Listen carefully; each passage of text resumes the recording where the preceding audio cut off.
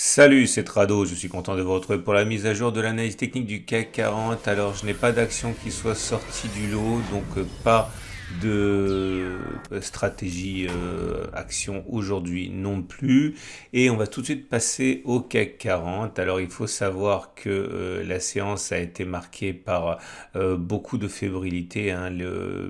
L'idée, hein, des chiffres d'emploi américains plus mauvais qu'attendu, avec néanmoins des tensions inflationnistes sur les salaires inquiètes, puisque ce serait le pire des deux mondes, hein, à savoir une économie qui ne repart pas, mais l'obligation, hein, de monter les taux et de mener une politique restrictive de la part de la Fed, car l'inflation ne serait plus sous contrôle dans une sorte de spirale prix-salaire, enfin prix des produits et qui monterait, et les salaires qui monteraient également, donc la spirale que personne ne veut.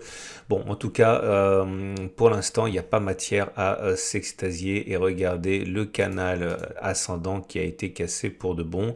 Alors, je vous rappelle que normalement, lorsque l'on casse un canal, l'objectif est d'aller chercher une oblique qui correspond, hein, à une parallèle par rapport au point de cassure. Donc clairement, ça donne ceci. On a cassé là, donc normalement on devrait aller chercher un contact avec cette ligne. Alors ça ne veut pas dire que ça va descendre jusqu'en bas de la flèche, hein.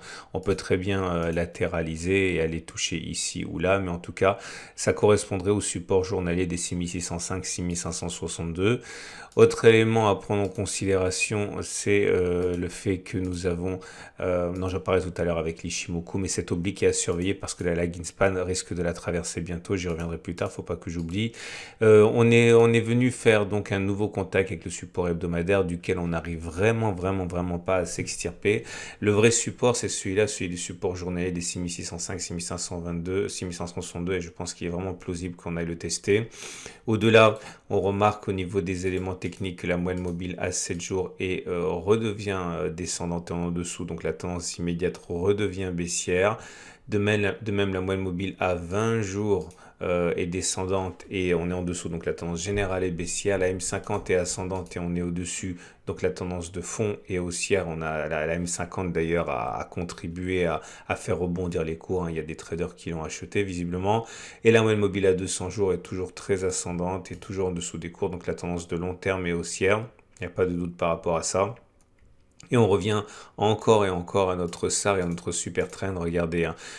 Donc le SAR, il est haussier, ça ne nous intéresse pas pour l'instant. Il a déjà produit le backtest habituel, à savoir, hein, qu'on clôture plus haut que sur la bougie de cassure. Ça a été fait, donc on est quelque part les coups des franges pour baisser à présent. C'est le super trend, hein, qui est toujours très intéressant à surveiller, puisque je vous rappelle que dans 90% des cas, on devrait clôturer en dessous des 6605, hein, et c'est ce vers quoi on s'achemine. J'ai oublié de parler du chandelier japonais. Alors, on avait ici une figure en double inside bar, j'en ai parlé hier, hein. Regardez, c'était une bougie 1 qui englobait une bougie 2 qui englobait une bougie 3. Et l'idée, c'est qu'on pouvait trader soit l'inside bar numéro 1, ici, donc il y a ceux qui sont rentrés sur des ordres à seuil de déclenchement ici en mettant un stop au-dessus du plus haut de la bougie 1. Il y a ceux qui sont rentrés sur le deuxième inside bar. Bon, dans les deux cas, ça a produit, hein, les effets moutonniers qu'on connaît bien, puisque tous les traders connaissent et les algos connaissent cette configuration. Et ce qui nous amène donc au backtest du jour, parce que vous allez le voir, il vient de se produire quelque chose qui est très puissant, que j'aime beaucoup suivre et qui nous vient tout droit du balai M7 M20. C'est un non-croisement baissier. Alors le non-croisement baissier, c'est explicité avec des exercices dans le pack Tutrado pour le module éponyme. C'est quand la M20 descend et que la M7 monte, et qu'au dernier moment, alors qu'on s'attendait à ce que la M7 croise la M20, la M7 rebique vers le bas. C'est ce qu'on appelle un non-croisement baissier. Et c'est puissant, et c'est ce qu'on va backtester aujourd'hui, parce qu'on a déjà backtesté le non-croisement aussi. On va voir ce que donne le non-croisement baissier. Est-ce que les résultats sont aussi efficaces? On va le voir tout de suite. Alors, ce dont j'ai pas besoin, par contre, voilà. Et j'appelle un non-croisement. J'ai mis des conditions, sinon on peut pas backtester, hein. J'ai souhaité que la période de hausse dure au moins 2 bougies. Là, on est tranquillement à 5 bougies. 1, 2, 3, 4, 5, 6, 7 bougies avec la M7 qui monte. Ok, donc ça c'est bon. Et j'ai regardé deux choses. Un, est-ce qu'il était plausible, lorsque l'on avait le signal de non-croisement baissier, que l'on clôture plus bas que sur la clôture qui a provoqué le non-croisement? Et 2, est-ce que l'on va chercher le plus bas du cycle lorsque la M7 est en dessous de la M20? Clairement ici, est-ce qu'il est plausible que l'on aille chercher ce niveau-là? Ok, puisque c'est le plus bas en fait de la phase où la M7 est en dessous de la M20.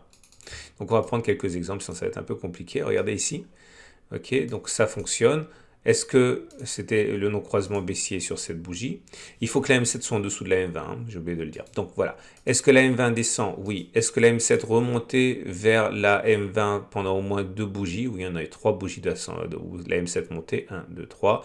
Et ensuite, lorsque la M7 est passée en dessous de la M20, ok, on a une autre signal. Est-ce qu'on allait faire un plus bas? Oui, dès la bougie suivante, on a clôturé plus bas. Est-ce qu'on allait chercher le plus bas du cycle? Oui, ici. Donc c'est un double succès, pouce vert, pouce vert. Ok, c'est un peu compliqué, hein. Si vous découvrez mon format, vous risquez d'être un petit peu débordé, hein, par le réflexe vomitif, mais ça, vous allez voir, accrochez-vous, ça vaut la peine. C'est comme ça qu'on traite quand on a un petit peu d'expérience. Rien, je suis monté jusqu'en 2004, hein, pour avoir mes 30 occurrences. C'est pour vous dire quand même que c'est assez rare, hein. Alors là, je n'ai pas tenu compte de ça, par exemple, comme vous pouvez le voir, parce qu'au moment où on a eu le signal, la M7 était au-dessus de la bougie était au-dessus de la M7, et lorsqu'on est repassé en dessous, la M7 était déjà ascendante, donc ça a été invalidé. Voilà, ici c'est bon. M20 qui descend, M7 qui monte. Non-croisement baissier sur cette bougie. Est-ce qu'on a fait un plus bas avant d'aller chercher un nouveau plus haut? Oui, ici. Et est-ce qu'on allait chercher les plus bas? Oui, bon, c'était facile parce que du coup on l'a fait sur la même bougie, donc c'est un nouveau succès. Là, j'en ai pas tenu compte, je développe simplement parce que ça n'a monté pendant une seule bougie avant de passer en dessous, donc ça sort du cadre du backtest. Là, encore une fois, succès, on a fait un plus bas par rapport à la clôture, et également on allait chercher le plus bas du cycle qui était là, donc c'est un succès. Allez, on déroule, un succès, un échec. Ah, ben, je vais développer quand même l'échec parce que faudrait pas croire que ça fonctionne tout le temps. Donc sur cette bougie-là, on a eu notre non-croisement baissier. A-t-on d'abord fait une bougie de clôture en dessous, ou est-ce qu'on est allé chercher le précédent sommet? On est allé chercher le précédent sommet récent, il est là. Donc c'est un échec, par contre là c'est un succès. Allez, on enchaîne. Un succès, un succès. Encore un échec, encore un succès, un échec, un succès, un échec, un succès, encore un échec, un succès, un succès, un succès, un succès, un succès, un échec. Et je crois qu'on est bon là. Ah non, on n'est pas bon. Encore un succès, un succès, un succès. Oui, des fois ça fait vraiment des baisses abyssales. Encore un succès, encore un succès, encore un succès, encore un succès. Oui, ça fonctionne bien, hein. 2 succès consécutifs encore. Et ça y est, c'est bon, on est en 2004. C'est terminé, on a nos 30 occurrences. Alors j'invite à regarder tout doucement la vidéo une deuxième fois, comme ça vous verrez à quel moment on a eu le premier pouce et à quel moment on a le deuxième pouce. Mais en tout cas, sur 33 occurrences en fait, hein, 28 fois, on a clôturé plus bas que sur la bougie de signal. 5 fois, on est repassé au-dessus des sommets récents. Donc dans 85% des cas, ok, on peut envisager que l'on clôture plus bas que la clôture du jour, hein, ça veut dire 6670. Et dans 24 cas sur 33, donc 73% des cas, on peut s'attendre à ce qu'on en aille chercher le plus bas du cycle de baisse. Je vous rappelle que le cycle de baisse M7 M20, voilà, c'est à partir d'ici que la M7 et la M20 sont descendantes. Ça, c'est le plus bas. Donc, normalement, on devrait aller chercher les 6620 dans 73% des cas. Bon, c'est un peu compliqué, mais je suis sûr que les habitués auront apprécié ça. Bref, en langage cru, ça craint pour mon trade, mais bon, c'est pas grave, c'est comme ça. On va voir ce qui se passe. Au niveau des indicateurs techniques, c'est la cacophonie qui reprend ses droits avec le RSI qui redonne un signal baissier, le momentum qui redonne un signal baissier, le vortex qui est très puissant, qui a donné un signal baissier avant-hier, et contredit par la rune que j'aime beaucoup, qui donne un signal haussier. Bref, vous l'avez compris. Et c'est peut-être le seul espoir que j'ai par rapport à mon trade, hein, c'est que voilà, quand vous avez une contradiction au niveau des indicateurs techniques comme ça, c'est généralement le signe d'un plutôt d'un range de consolidation, hein. On va terminer avec l'Ishimoku.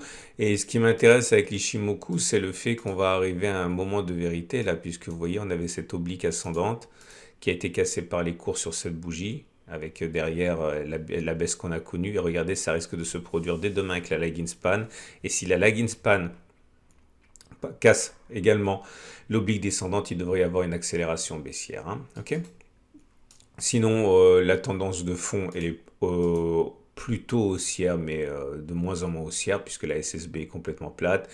Et la tendance donnée par la Tenkan et la Kijun est neutre, puisqu'on est en dessous de la Tenkan, en dessous de la Kijun, mais celles-ci sont plates, elles ne sont pas descendantes. Voilà, on termine donc avec les trades du jour. Alors, que peut-on faire? Alors, si vous êtes baissier, ben vous pouvez faire hein, ce qu'on a mentionné là, c'est-à-dire que vous allez avoir bon si on va chercher le précédent plus bas, le problème c'est qu'on a déjà fait l'essentiel du terrain, hein, donc 0,75 c'est difficile de viser 0,75 parce que votre stop loss il faudrait qu'il soit logique, il n'y a pas de stop loss logique avant les précédents sommets ici, hein, 74, donc c'est pas un ratio gain risque qui mérite d'être tenté à mon avis. C'est un peu tard hein, pour entrer à la baisse. Ceux qui sont rentrés à la baisse, hein, je le sais parce que certains m'ont contacté, c'est sur l'histoire du super trend, hein, donc ils ont un très bon ratio gain-risque. Maintenant, c'est un peu tard, quoi, hein. Et ceux qui veulent acheter, bon, bah, je pense que si on part du principe qu'on va aller chercher le support journalier, eh bien, on peut envisager d'acheter aux alentours du support journalier, viser un retour sur la résistance à 4,4 avec un stop loss même très large en dessous du gap pour prévoir une accélération baissière. Vous avez un très bon ratio gain-risque. Donc voilà, c'est terminé pour moi. Alors regardez, moi je suis toujours en position longue, hein, puisque j'ai acheté ici, et j'ai déjà dit, et ma deuxième position, j'ai lissé, j'ai acheté ici. Mon stop loss, il est, vous le savez pourquoi, hein, je ne vais pas me répéter parce que ça va être trop long pour vous, il est en dessous de 6560.